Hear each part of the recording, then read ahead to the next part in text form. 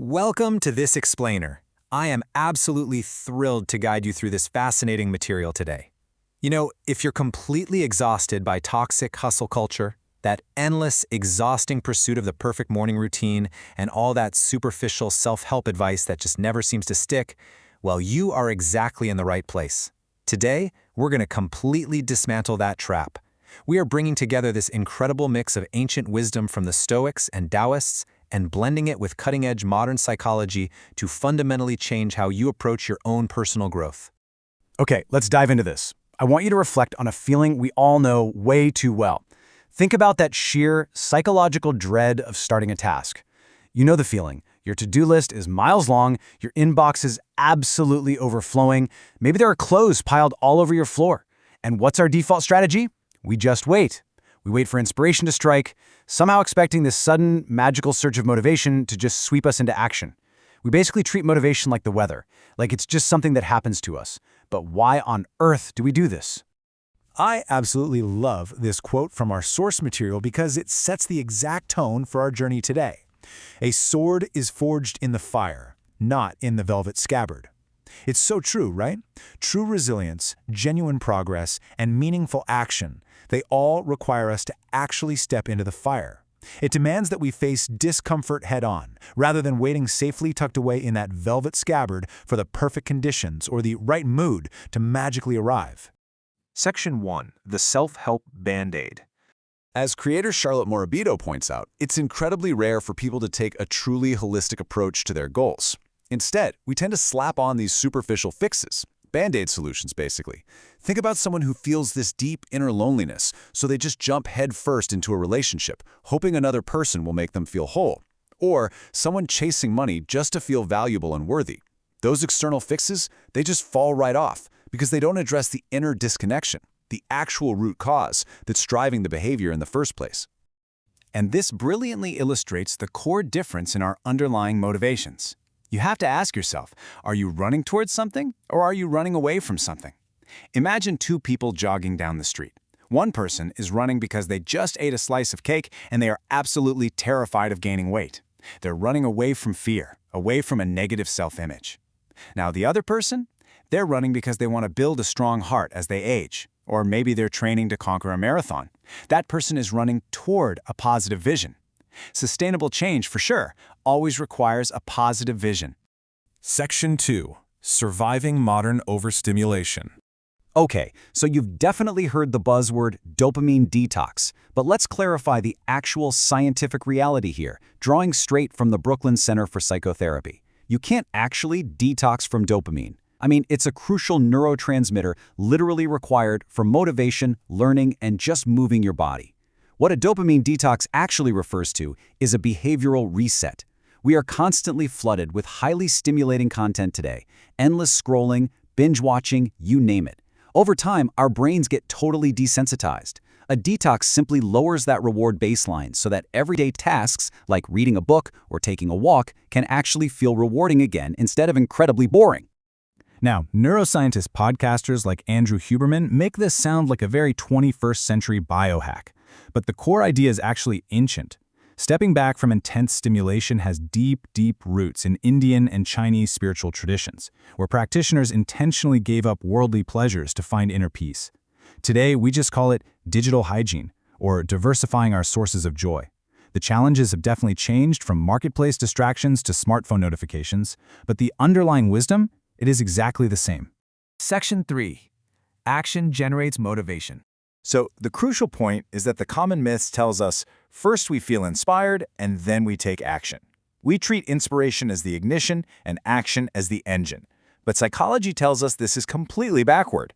The reality is behavioral activation. First we take action and then the motivation emerges. Waiting around to feel motivated, that just grants us permission to avoid taking action altogether. Let's actually trace the emotional timeline of procrastination. Research illustrates this phenomenon so perfectly. In one study, people who disliked math showed brain activity linked to actual physical pain when they were just anticipating doing a math problem. No joke, physical pain.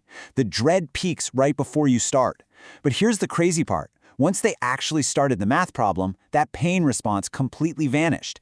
By 10 minutes in, they were surprisingly engaged. The fear isn't about the task, it's about the wait to begin. The task was never the mountain. It was the intimidating climb you just envisioned in your head. This brings us to a massively empowering strategy. Do the task first on a schedule regardless of your feelings. This builds what psychologists call psychological momentum. Look, if you have a sink full of dishes, don't tell yourself to clean the whole kitchen. Just commit to putting one single dish in the sink. If you need to write a report, just type one imperfect sentence. By creating emotions so minuscule that you bypass the need to negotiate with your feelings, the motivation will arrive to accompany you, as it always does, after you've actually begun. Section 4. The Ancient Stoic Mindset. Now, what's really interesting about this slide is how the core of cognitive behavioral therapy maps perfectly to a 2,000-year-old Stoic practice called cognitive distancing. Step 1. You encounter a stressor. Step 2. Realize you are looking at it through colored spectacles. Step 3. Separate your judgment from the actual external reality.